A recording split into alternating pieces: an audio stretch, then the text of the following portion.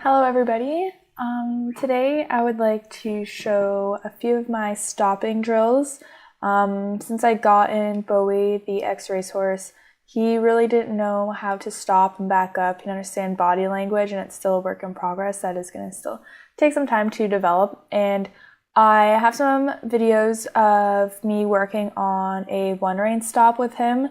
I find it a really good drill, and it's a really good way to establish them to stop by listening to your body instead of having to pull. So I am going to demonstrate how I'm able to accomplish that, and then how it plays into it becoming a two rein stop where you're not doing very much pulling, and they're going to stop and back up based on your body cues.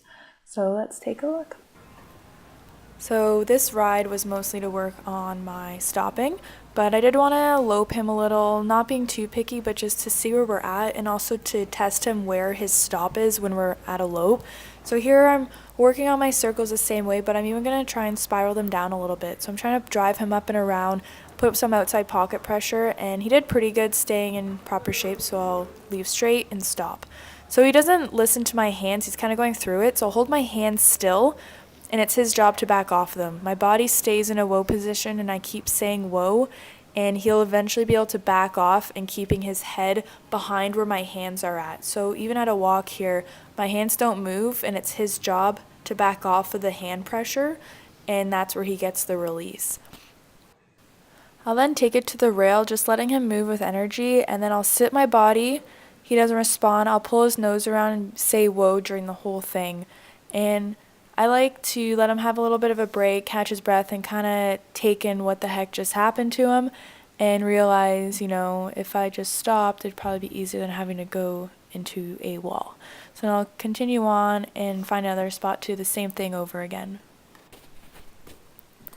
I'll let him keep going, and then here's a good spot. I'll sit, whoa, pull his nose, and kind of make him stop and realize me sitting and saying whoa is the first cue, and when he doesn't listen, and that's when I'll use a bit more reinforcement. So you want to teach them the first thing. Your first cue is what you want it to be eventually. So my first cue that I want to stop to be is me whoaing my body. So I'm not going to pull first and then do it. I'm going to use my body and say whoa, and then I'll reinforce it with the one rein stop. So eventually he's going to learn that me sitting and saying whoa means to slow down and stop.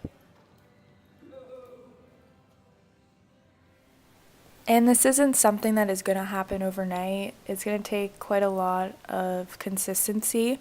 And you can play around and see how it's going by applying it with a two rein stop.